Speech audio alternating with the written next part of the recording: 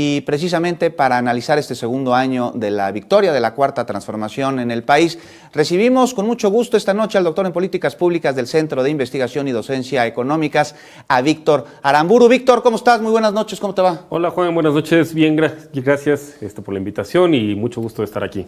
Y también nos acompaña en la vía Skype Sergio Aguayo, académico, analista del Colegio de México. Sergio, ¿cómo estás? Muy buenas noches, gracias por acompañarnos, qué gusto saludarte. Buenas noches, Juan Alberto, el gusto es mío.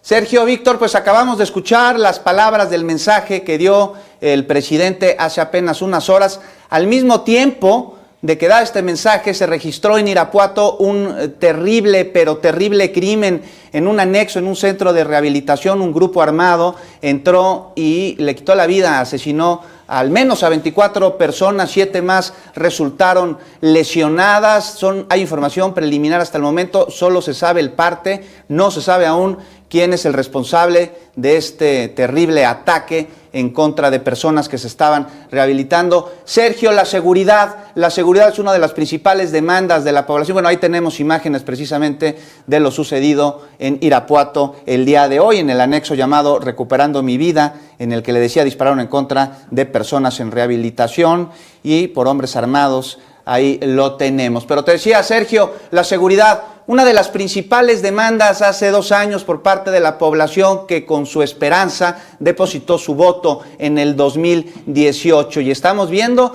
ataques en muchísimos estados de la República. Guanajuato desde hace unas semanas está terrible. Sergio, en materia de seguridad, ¿cómo calificas tú el ataque que se le ha dado a distintos grupos criminales en México y a qué consideras tú que se deben estas respuestas de violencia en algunos estados, incluyendo la Ciudad de México, con el ataque al secretario de Seguridad Ciudadana hace pues poco menos de una semana, el viernes pasado? Juan Alberto, el panorama es desigual, pero lo sintetizaría de la siguiente manera.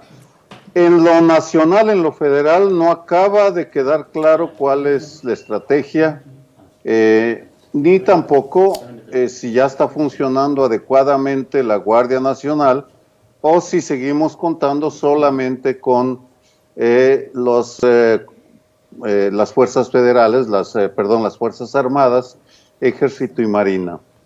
Luego, si ya nos vamos a los estados, encontramos un panorama claramente diferenciado y en ese sentido el contraste entre el atentado contra el jefe de seguridad de la Ciudad de México y lo que sucedió en Guanajuato marca claramente la diferencia. Guanajuato parece haberse salido de control. El choque entre carteles que se está dando ahí, el Santa Rosa de Lima y el Jalisco Nueva Generación, parece que se da sin que las autoridades del Estado tengan la capacidad, ya ves, uno piensa que ni la voluntad para intervenir, mientras que en la Ciudad de México, yo confieso, lo escribí esta mañana en el diario Reforma, que me impresionó la capacidad de respuesta que tuvo el aparato de seguridad y de prevención de la Ciudad de México, porque fue gracias a su intervención que no finalizaron con el atentado, porque el objetivo, no olvidemos, era incendiar con bombas Molotov la camioneta que llevaba a Omar García. En consecuencia, creo que esta comparación ilustra perfectamente los dos extremos de lo que pasa en el país. Y podríamos seguir, Yucatán muy bien, Morelos muy mal, etcétera. Es decir, un panorama muy desigual en que depende de dónde vivas, tienes pues mayores posibilidades de ser protegido que en otros. Pero en lo federal seguimos esperando esa estrategia que iba a dar resultados en 6 meses, según nos dijeron. No es el caso. Gracias, Sergio, y damos la bienvenida también vía Skype al periodista, al escritor Fabricio Mejía, quien ya se integra con nosotros. Fabricio, muy buenas noches, ¿cómo estás? Gracias por acompañarnos. Buenas noches, Sergio, buenas noches, Juan, y el auditorio. Y Víctor Aramburu también está aquí. Estimado Fabricio, decía Sergio Aguayo sobre los retos, sobre las ausencias, incluso mencionó una posible falta de voluntad para acabar con el crimen en nuestro país, en la trayectoria que ha llevado a cabo la administración actual para combatir la inseguridad. En su propuesta, el presidente dijo el día de hoy en su mensaje que la política de seguridad empieza a dar resultados y da algunas cifras en las que señala que han disminuido el índice de algunos delitos en el país. Sí.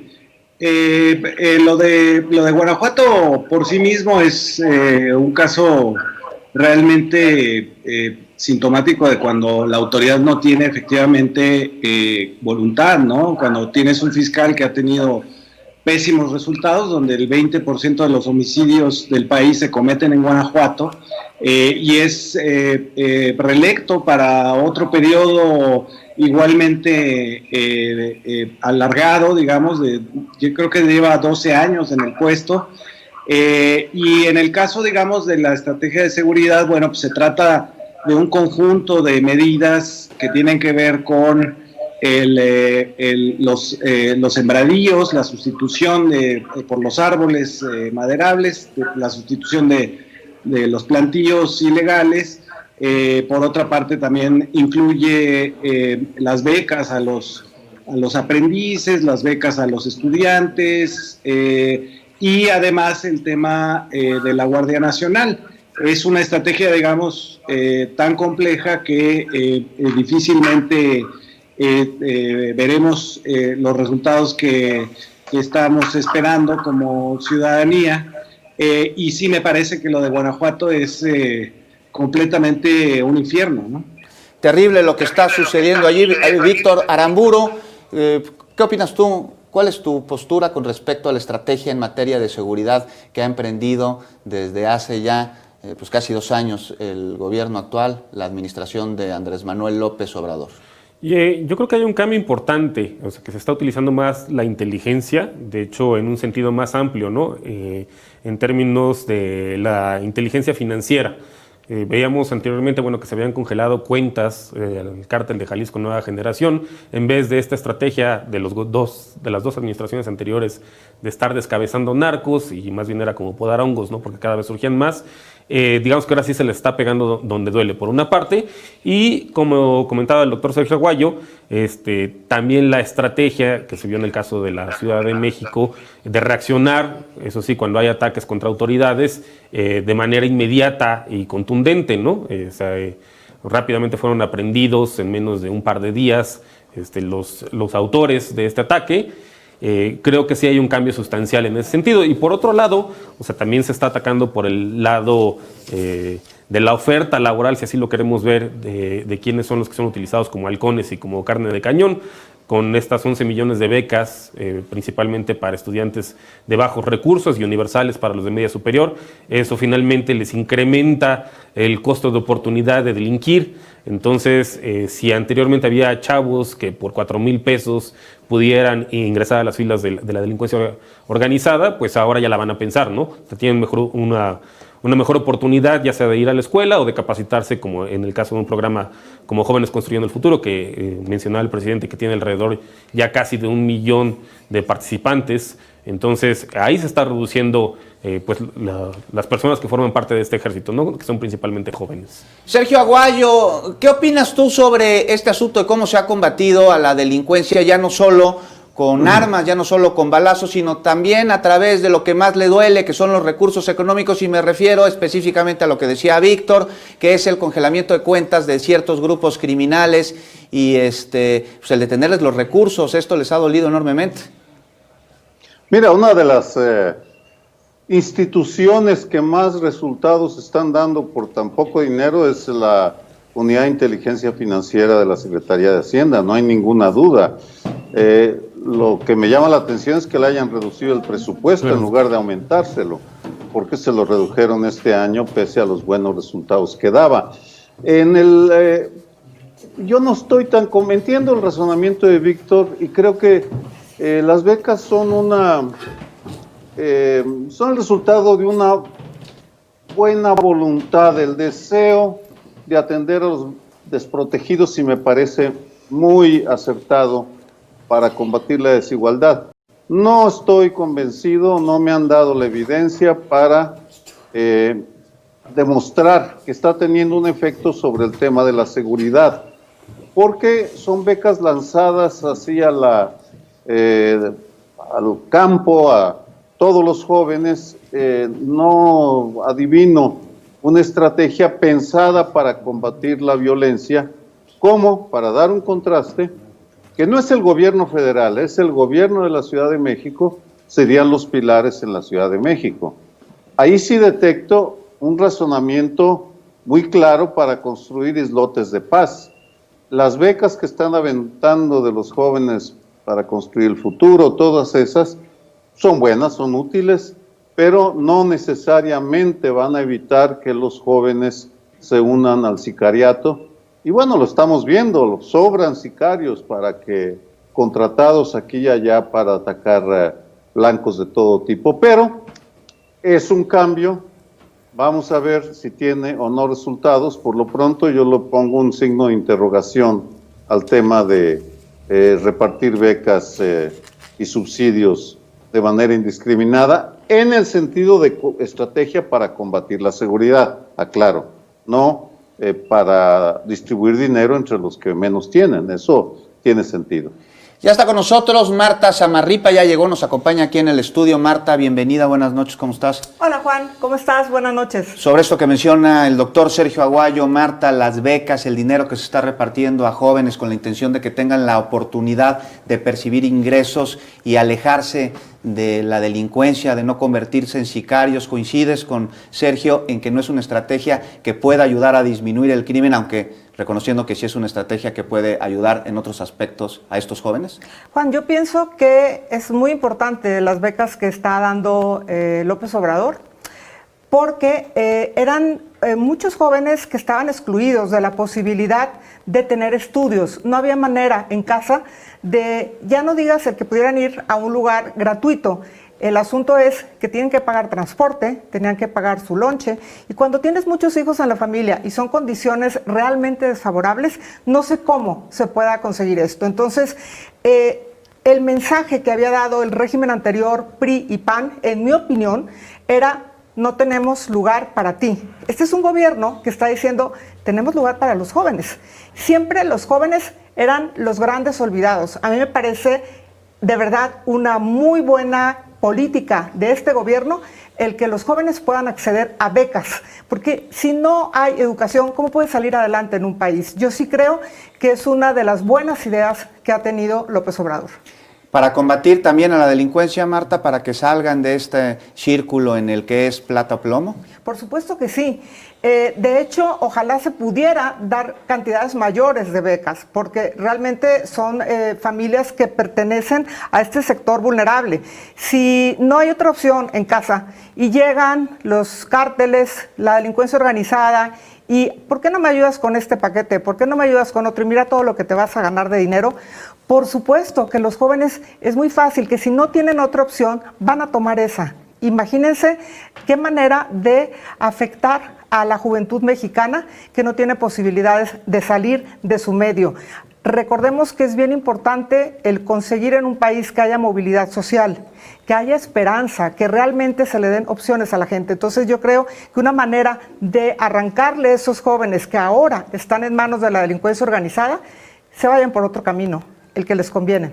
Fabricio Mejía, 600,000 jóvenes están siendo contratados como aprendices, uno de los datos que dio el presidente en su mensaje el día de hoy. Esto también forma parte de una estrategia para combatir la delincuencia, y consideras que es efectiva y que tiene futuro.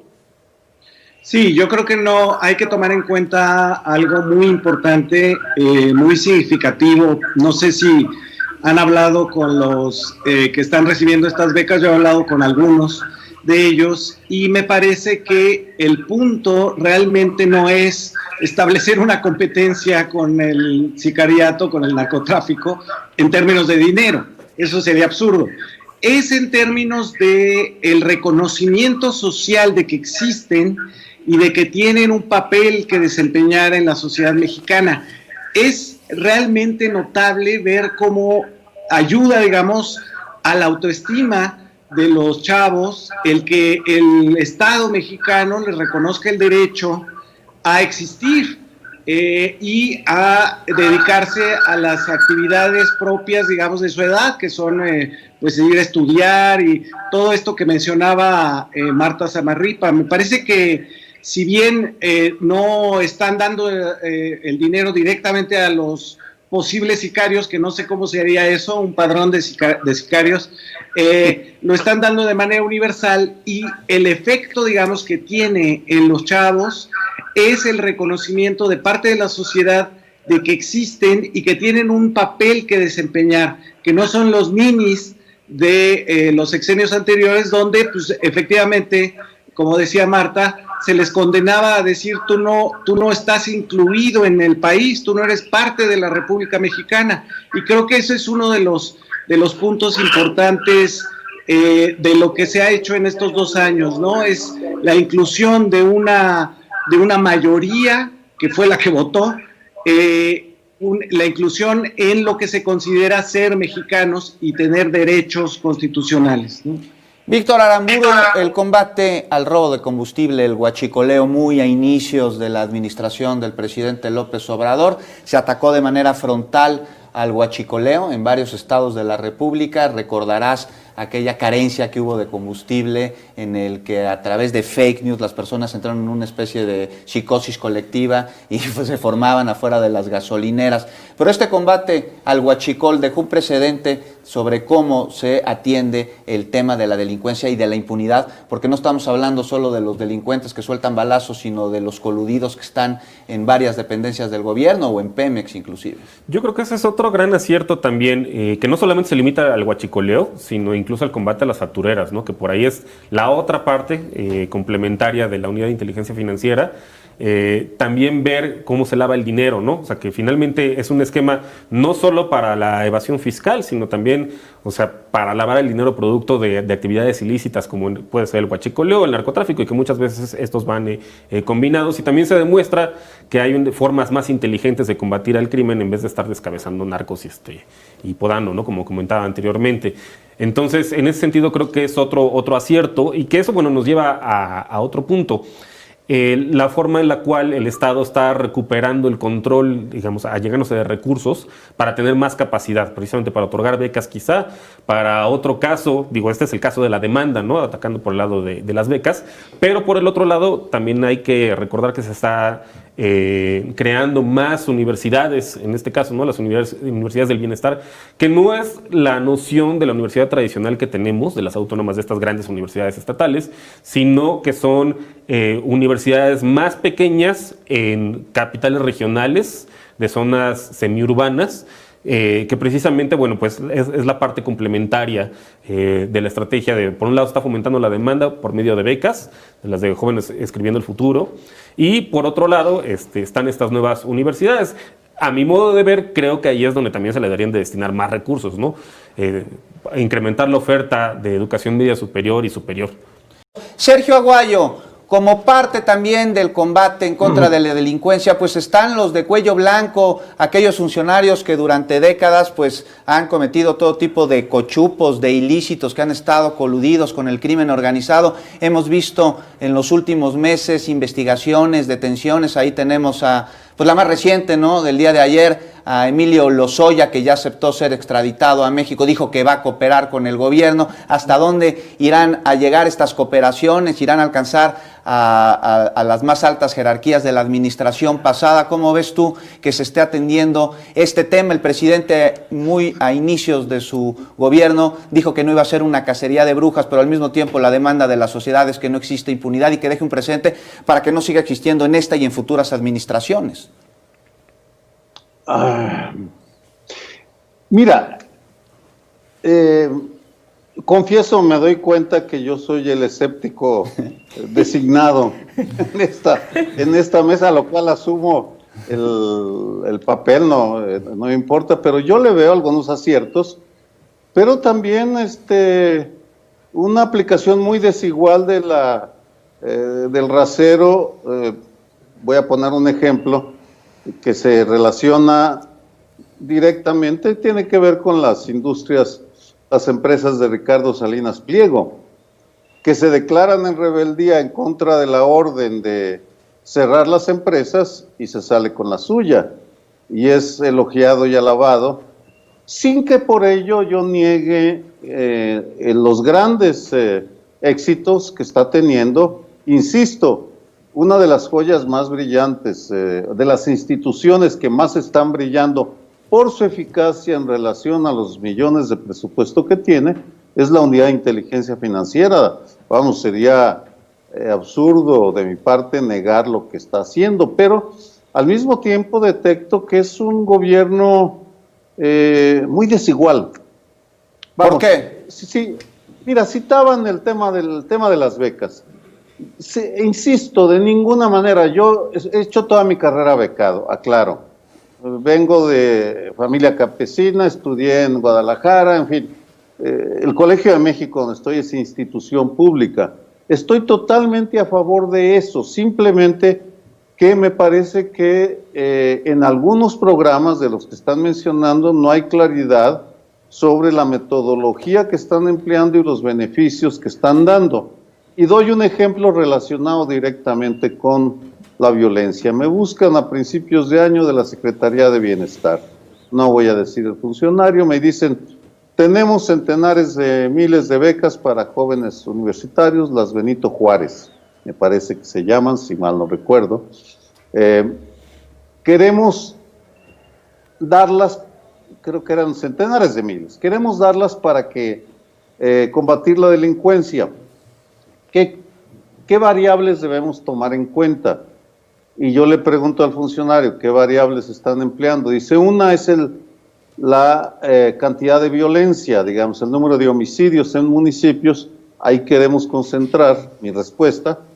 Pues sí, pero las becas funcionarían si existen lo que yo llamo capital social positivo o negativo, porque hay lugares en la República en donde las becas están sirviendo para reforzar estructuras que sustentan al crimen organizado. Mi recomendación era, las becas se deberían dar a jóvenes universitarios donde hay mucha violencia y en donde hay instituciones de capital social positivo que fortalezcan al Estado de Derecho. La respuesta, no tenemos tiempo, tenemos que darlas. Dije, bueno, está bien, ustedes tomen la metodología que quieras, me piden mi opinión como académico que estudia los resortes de la violencia, porque vamos, nuestra sociedad está dividida, Juan Alberto, Víctor, Fabricio, Marta. Hay una parte que apoya al crimen organizado, entre el 20 y 30% de la población, lo está apoyando la población, y el resto apoya al Estado de Derecho, a diferentes instituciones. Y en ese sentido, mi único comentario es una dosis de escepticismo de esperar a ver que nos den resultados. En el tema de la combate a la inseguridad es mi única duda, mi único escepticismo. ¿Sirven para eso o no sirven? Yo no estoy convencido que todas las becas sirvan para reducir la violencia, porque la violencia tiene otros resortes. Ese es mi argumento, perdón que tomara el tiempo, pero dado el énfasis que pusieron en las becas, que está muy bien. Pero bueno, pues que den becas para estudios universitarios, que lo están quitando. Los jóvenes becarios de instituciones públicas como el MORA, el CIDE, el Colegio de México, les empezaron a quitar los recursos. Eso sí no lo entiendo, son políticas faltaría integralidad a veces. Me parece que hay muchas buenas intenciones, mucha retórica, pero los resultados a veces no son los mejores porque falta integralidad y hay una desigualdad en la calidad de los funcionarios de primer y segundo nivel que impacta. Sin duda, Sergio Aguayo, son muchísimos los retos que aún hay que enfrentar y mucho lo que hay que mejorar. Mencionabas estos recursos que se le han quitado a instituciones académicas, sin duda algo que se tiene que analizar, que se tiene que señalar, que se tiene que acusar. Y Sergio, ese escepticismo que tan generosamente compartes con nosotros, te lo agradecemos porque nos ayuda a construir un mejor criterio y armar una discusión bien sabrosa, Sergio, que vamos a seguir, pero después de una pausa. Regresamos, no se vaya, es muy breve.